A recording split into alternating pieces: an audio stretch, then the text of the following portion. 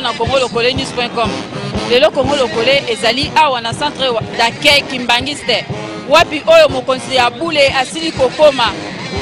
Ye aye awa po a inauguré temple ya Bukama oyo eza na commune ya Lingwala. Ako inauguré ngo le 12 septembre. Le 12 septembre wana elinge koloba nini? Le 12 septembre ezali mukolo oyo Papa Simon Kimbangu ya liputa botamaka. Ya botamaka le 12 septembre 1887. Oyo mukolo Papa Simon Kimbangu ya liputa abotamaka. Yango wana ba profiter na date wana anniversaire ya mbotama na ye po ba inaugurer temple ya Bukama oyo ezali na commune ya Lingwala. Papa Simon Kimbangu kiangani aye lisusu kocha fondation ya Simon Kimbangu oyo aliputa do bazocha fondation basala monument ba azocha pierre de pierre azocha libanga po acha fondation ya Papa Simon Kimbangu oyo aliputa bazosala monument na ye et Papa Simon Kimbangu kiangani aye lisusu kozwa babiloko oyo esengeli batonga musée mbala oyo utekoleka na mse kibino musée ezali Kimbangiste pamba te mutu oyo akokontribuer musée ezali mutu nyonso po contribuer na kati ya musée eza bakotia biloko nyonso oyo wapi esengeli bachaine oyo bakangelaki Papa Simon Kimbangu ya liputa biloko nyonso oyo esengeli ekoza archive ekokoma site touristique ato ozali wapi oye Kinshasa okoma Nkamba okende komona yo moko biloko oyo oyo Papa Simon Kimbangu oyo aliputa abande kosalela yango wana bazotonga ndaku wana bakombenga ngo musée wapi eloko nyonso esengeli ekozala kuna ezala mutuka oyo ememaka ye mukolo oyo nzoto na ye eyaki awa ekozala na kati ya musée ezala bachaine nyonso tokota na kati ya centre d'accueil toyoka mateya.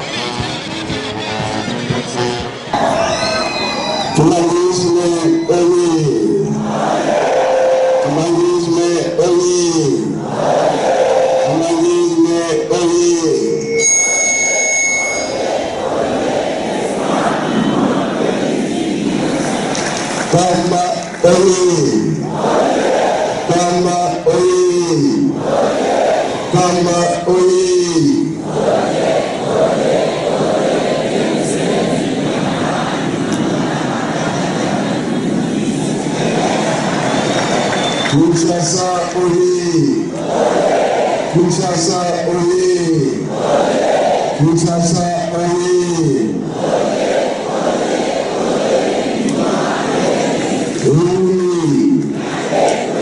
Embassy! Boulogne-Yakoué! Yamara! Esselone, Esselone! Yesu-Kaki, Yesu-Kui! Chai-Rumachai-Kui! Na nkolo ya tata mwana pe tata Molimo Centre. Tonali matei na biso. Tobomba tosalela mpe mokolo wana tolika. Enkeke ya mine eza ya suka.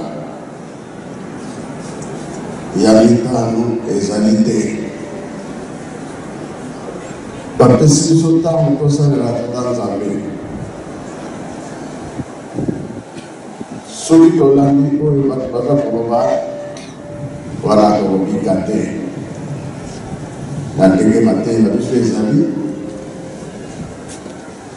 tosalela yango. Ntango tata Simon Kimbangu na Nkamba alobi ete nkolo Yesu apesinga mosala. Bato balobi ete moto mwindu amonaka Nzambe te, koki mpe komona Nzambe te. Eza libongo? Bato basekaki, balobaki. Ntango basalaki miracle ya liboso asekisi libenge osaleli monene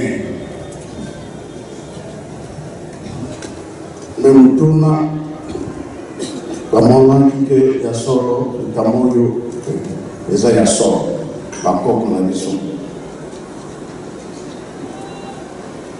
La missionnaire va tenir Yon Rambote, Tony Moussa. Omotonga Lomba Nani, Omotonga Wapi. Réponse na Yezalagi. Bango na Yezalagi.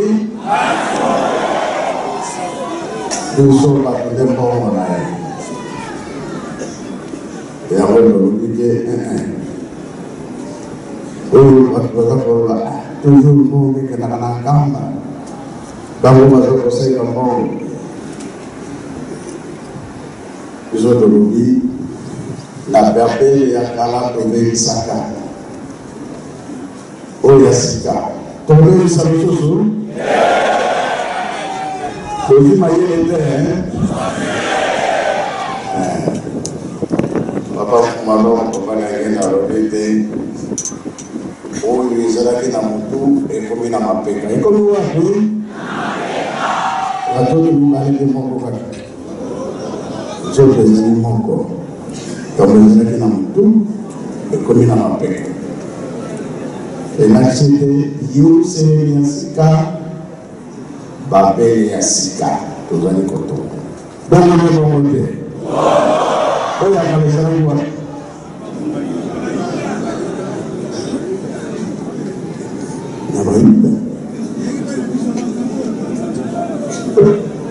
aujourd'hui, le monde est biblique. Babel les Alakawabel.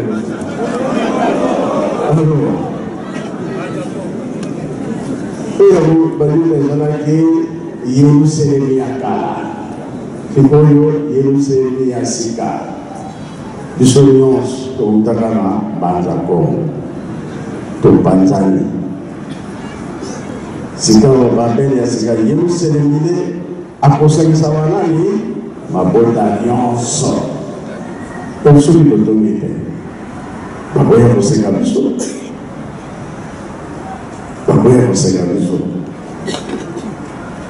Le temps où les alliés ont donné, pendant que Tata Simon qui m'a fait à 51. Parmi les Balobi, les Camerounais au Bélango, après 50 ans, 2001, nous avons dit Tata Simon qui m'a envoyé ensemble. 50 ans, il y a des gens qui m'ont dit et quand on a eu quand on a quitté de 21, de 51, 2001, 50. Indépendance, la mission, Chili, en 2010. Les gens qui ont dit bon, les gens qui ont Chili, roi Ayaki, chef de l'État, dans le discours, comment est-ce que ça va bien là? Attention, Gambia, Makambo Fouami. 2011, gouvernement, chef de l'État, a bien ici, Tata Simon en Apollo. La monnaie papa de la lubie à mon congé, il s'est fait à Apollo. La lubie totale, il capotait. Il m'a proposé la lubie et pour Salama après 20 ans. Et pour Salama en 2011. Bon, il y a un peu surtout que les manières de vitesse.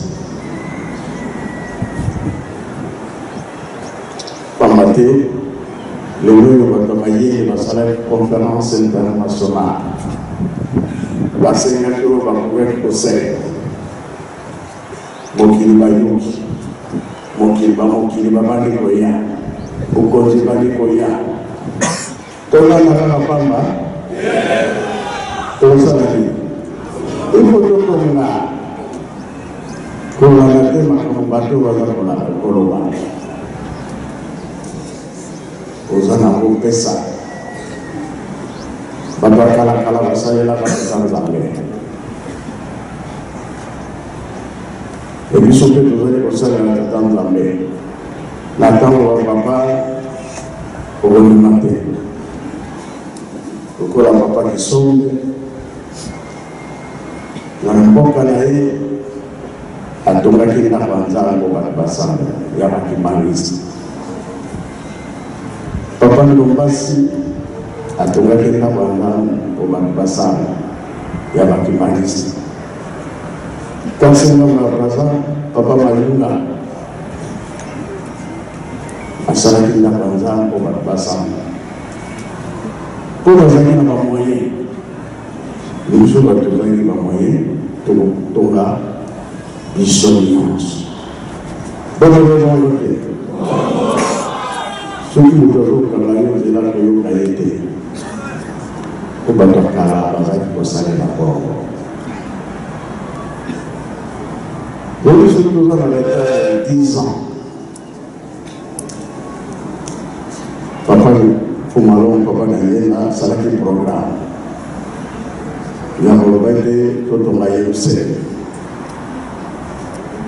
na ntango bamuta ya ntango wana bakritike alingi akobongisa mboka na ye bato balobaki mingi alingi akobongisa mboka na ye bongo biso bato mosusu ndeko bana bandelaki na matete ndako matete le ntango bandaki bapriki na Lutendere na 64 alingi asala commerce ateka bapriki wana papa baza kokritike elelo mpe yango mpe yango te toko bakama oyo ebandaka biso tokolemba te tokosala mpe tokosala te ndako matete yango wana teleko hôpital ya Kibanzeke yango wana Pongolo yango wana esandre yango na 76 nde apanaki ndako ya nkambo ndako ya nzambe mpona nini amonike soki okotiki boye basi ekozala ndako ya bilanga oyo makambo batata basalaki biso nde yango toza kosala. Papa Malon papa Kangena babengaki ye moyibi mpona nini tinza ikabote kopenga moyibi me pa tozokende na liboso bavrai moyibi bokomona bango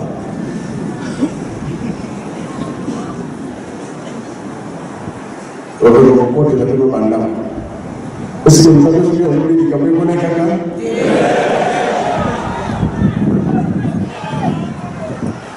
ekoleka te nayebi te soki mokili basengaka molimsi elelo partout oyo bayibi ngai kuna bayibi ngai kuna basali ngai pamba te tofingaka mingi tolobaka mingi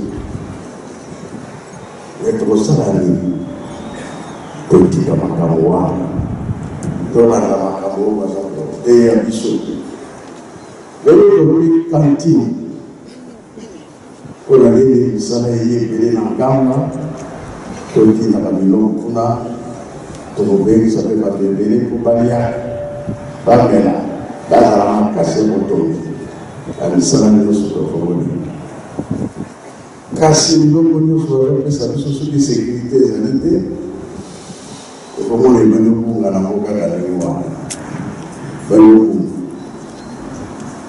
kantine wana toneglize yango te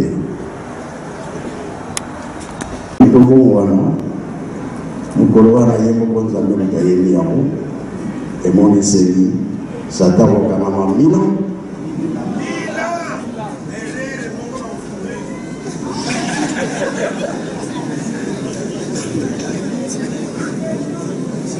nous avons la maté, nous avons sopana, tout au moins. Alors, nous allons précéder l'avocat Kamutu, nous allons à Satan. Pamate, nous avons tombé le Sénégal. Oui, nous avons pratiqué l'émission Makambu et encore toujours ça, il y a toujours pour l'année. Aujourd'hui, ici, sur ce petit carré de Gamboa. Si les mots de mon amour, pas.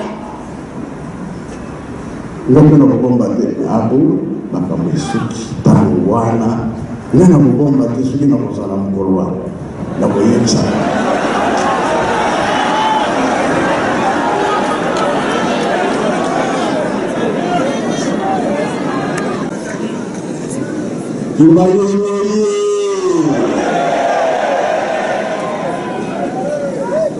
Landaka kaola zokolo banabiso.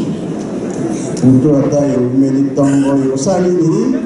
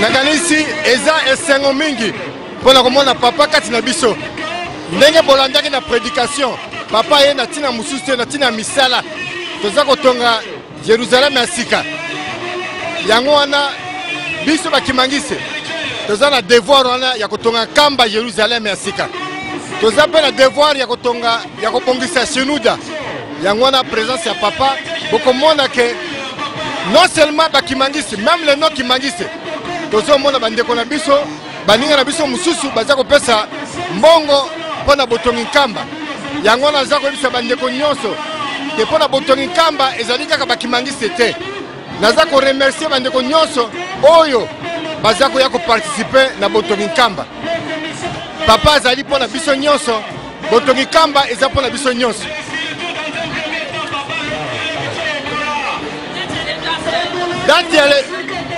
date ya le 12 eza date monene nanganisi tolandi ndenge ba expliquer mbotama ya papa kobima na boloko makambo nyonso ti ebakisa misusu inauguration ya ndako nzambe ya paroisse ya Bukama donc pona biso bakimangiste badate na biso ezaka na tina oyo biso bana tosengaka oyo bandimi basengaka ipata nzambe nyonso balingi donc pona bandeko nyonso nazebisa bango baprofite na date wana ya le 12 pona kosenga tata nzambe oyo nyonso bazala nango posa bakosepela ezali vendredi le 12 tokozala na Bukama tokosambela na centre d'accueil délégation ndambu tokokende na Bukama pona inauguration pona kohonore papa Kisolokele papa Kulutu.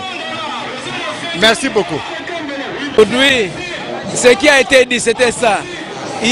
La Bible nous dit que Dieu a construit Jérusalem lui-même. Alors, dans notre étape actuellement, Dieu dirige aussi son peuple. Et c'est comme ça que Papa Simon Kimbangu est venu à Kinshasa, justement pour travailler avec son peuple pour la construction de Jérusalem. la Bible nous dit que Dieu a donné l'ordre de construire Jérusalem. Il a demandé même des offrandes. Donc ce que nous faisons à l'église Kimbangis, ce n'est pas de l'aventure, mais c'est ce qui est biblique. Donc la Bible est claire dans Exode chapitre 25 qu'on a lu. On a dit que Dieu a demandé à Moïse que les gens cotisent, donnent des cadeaux pour qu'on puisse construire le temple, le tabernacle. C'est ce qui était portatif. Et les Israélites ont eu la joie de donner ça. Parce qu'actuellement, le développement, c'est l'homme lui-même. On ne doit pas toujours dépendre de l'extérieur. Les Blancs ont construit chez eux, nous aussi nous devons construire chez nous. Alors la religion, c'est le début d'une civilisation. Parmi les critères d'une civilisation, c'est la religion. La religion est à la base d'une grande civilisation. L'homme noir commence sa civilisation parce que nous n'avons que des civilisations importées. Actuellement, nous commençons notre propre civilisation. L'église Kimbangis est le premier produit que l'homme noir donne à l'étranger. C'est tout ce qu'il donne même en Europe. Nous avons fait des voyages avec son éminence Diangenda à l'Europe, mais c'est la première chose, le premier produit que l'homme noir, une église bâtie par les noirs et conçue par les noirs, conçue par les noirs, et on donne même la communion Kimbangis aux blancs qui viennent chez nous. Donc voilà un peu ce que... C'est que la doctrine Kimbangis, j'ai dit que le Kimbangis est égal à lui-même. Donc le Kimbangis n'a pas envié aux autres, parce que Dieu est unique. Et le peuple de Dieu, c'était d'abord les Juifs. Les Juifs étaient le premier peuple que Dieu a choisi de travailler avec eux.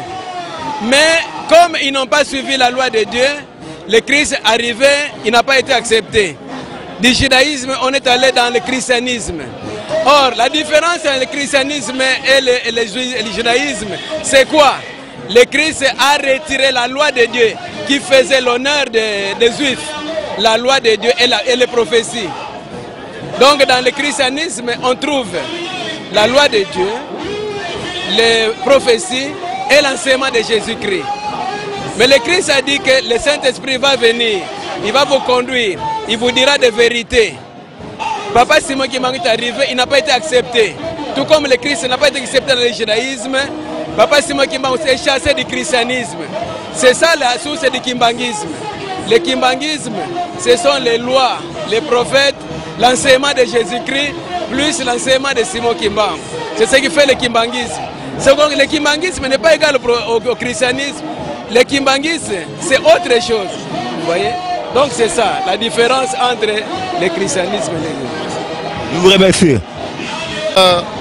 C'est une activité de grande envergure, parce que le chef spirituel qui est venu d'un Kamba a été ici à peine un mois.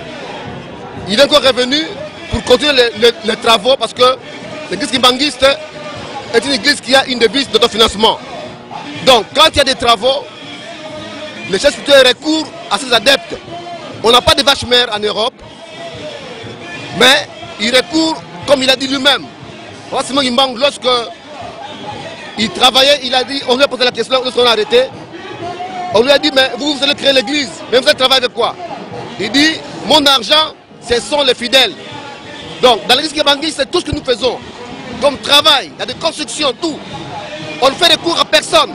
Donc, le chef donne le mot d'ordre et les différentes structures exécutent. Donc, tel qu'il a dit aujourd'hui, il a sensibilisé les gens pour qu'on puisse se donner à construire la ville sainte et à construire toutes les paroisses à travers le pays. Que vous avez vu l'engouement, l'engouement des chrétiens lorsque le chef a parlé. Donc, c'est le mot d'ordre. Quand il donne le mot d'ordre, c'est exécuté à travers le monde. Je crois que vous avez vu il y a un mois, quand il est venu, ce qui s'est passé ici. On a vu passer ici des véhicules, des centaines de sacs de ciment. Parce que il y a le mot d'ordre. Quand nous avons confiance à notre chef spirituel. Parce que nous savons qu'il a tout. Il nous bénit et il donne à ces chrétiens tout ce qu'ils ont besoin. La journée d'aujourd'hui nous donne de très belles impressions. Parce que d'abord, de un, le chef spirituel est parmi nous. Il est venu pour une mission pastorale, de un. De deux, c'est pour les grands travaux qui sont en train d'être faits en Kamba, la reconstruction d'un Kamba Nouvelle-Jérusalem. Tout à l'heure, vous assistez presque les défilés des matériels qui est en train de passer. Donc, les fidèles kimbanguistes s'accommode comme un seul homme. Chacun se débrouille, chacun cherche à ce qu'il obtienne les bénédictions. Il achète qui un sac de ciment, qui une barre de fer, qui un chevron, qui une planche pour déposer à ce qu'on puisse reconstruire un Nkamba. Et cela, je pourrais même dire, ça cadre dans le sens de la modernité. Hein, dans les 5 chantiers même du chef de l'État, parce que c'est Nkamba qui est en train d'être reconstruit, c'est la RDC qui est en train d'être reconstruit aussi. Donc les impressions sont très bonnes et meilleures même.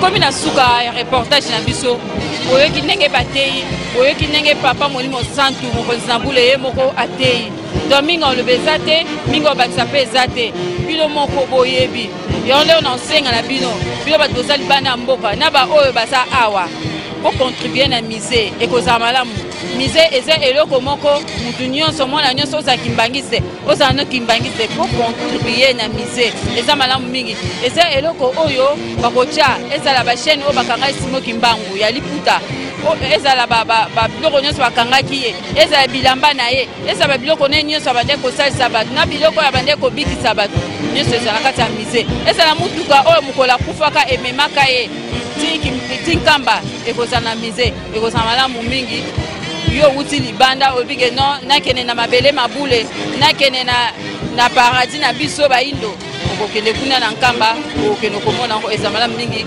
ngonga ya ngoyo ya kocontribuer na musée eza malamu mingi napesi merci epa kiti bisengo mutazi ba image oyo napesi merci na parti kisala yende mutamonte yango napesi bambote belé epa Christian Disu number 1 pona nite Fleury ba le Combo c'est ce à Londres napesi yo mbote bojo véritable British napesi yo mbote sikoza na Londres pour l'ambassadeur na bosani yo te tala yo kap yo zaka ya baleki napesi yo mbote belé napesi bino nyonso mbote bolandaka biso Philippe Kutusonga napesi yo mbote tokutana na mbala nsima na reportage mosusu merci.